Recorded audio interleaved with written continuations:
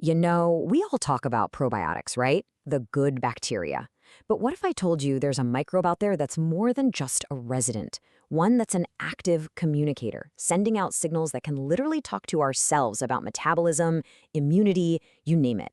Well, today we're getting into Akkermansia muciniphila. And trust me, it's a total game changer for how we think about the microbiome.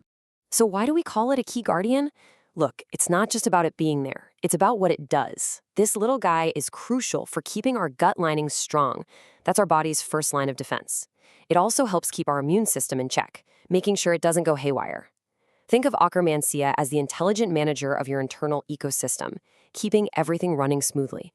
Okay, but here's where it gets really, really cool.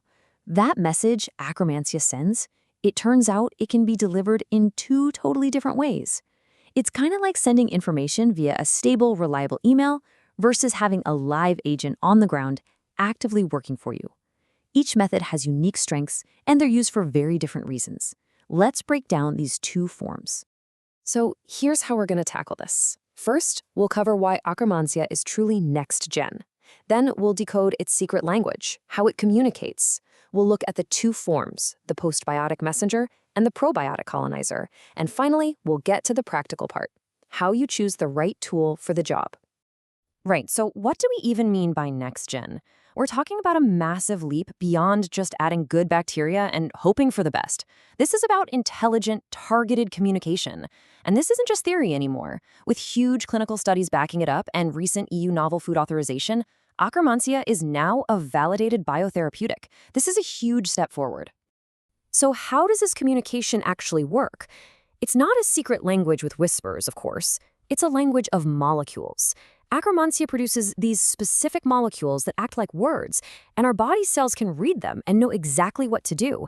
By understanding this molecular language, we can start to really harness its power. And these molecular messages come in two main types. On one hand, you have the exopostbiotics. Think of these as the signals on the outside of the cell. Its business card, if you will. It tells our body who it is and what its basic function is.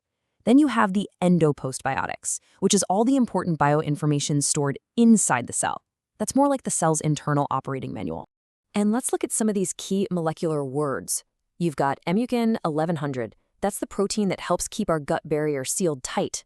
Then there's the P9 protein, a critical trigger for GLP-1, a huge player in metabolism.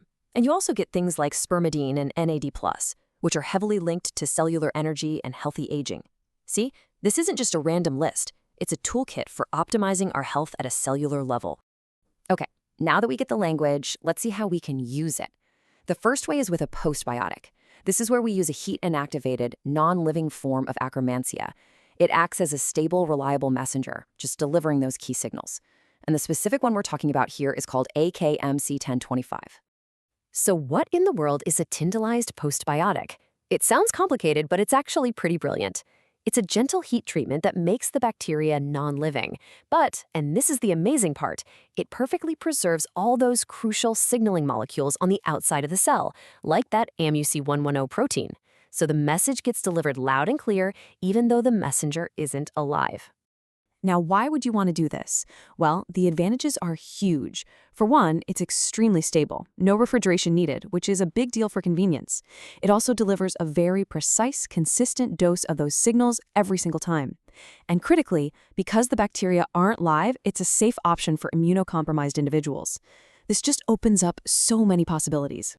All right, now let's pivot to the other delivery method, the live probiotic form. This is the active colonizer. We're talking about AKKWSTMC1, and unlike the postbiotic, this version is alive, kicking, and ready to get to work inside the gut. So a viable probiotic is exactly what it sounds like, a live strain. But this one has been specifically designed to be oxygen tolerant, which makes it more robust. Its whole job is to arrive in the gut, set up shop on the gut lining, and then become a tiny on-site factory actively producing and pumping out all those beneficial molecules we talked about. And this is where the live probiotic does something truly unique. It's not just a passive messenger, it's an active player. Once it colonizes the gut, it starts manufacturing that P9 protein. That P9 protein then acts like a key, binding to receptors on our cells and triggering our body's own natural production of GLP-1. That's a dynamic metabolic process that the postbiotic just can't do. And this, right here, is the most important point to understand.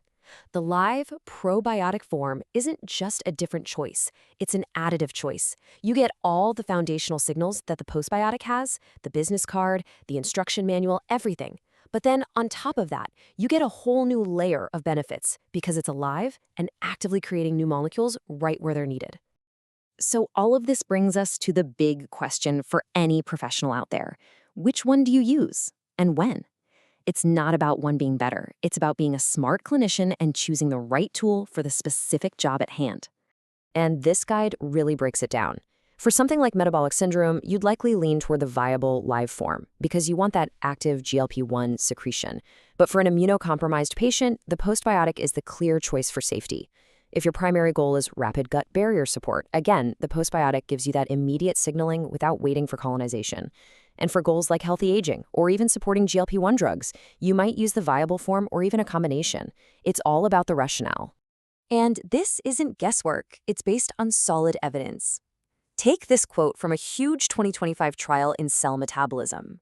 It says, efficacy was baseline dependent. In plain English, the live probiotic worked best in people who didn't have much of their own Akkermansia to begin with.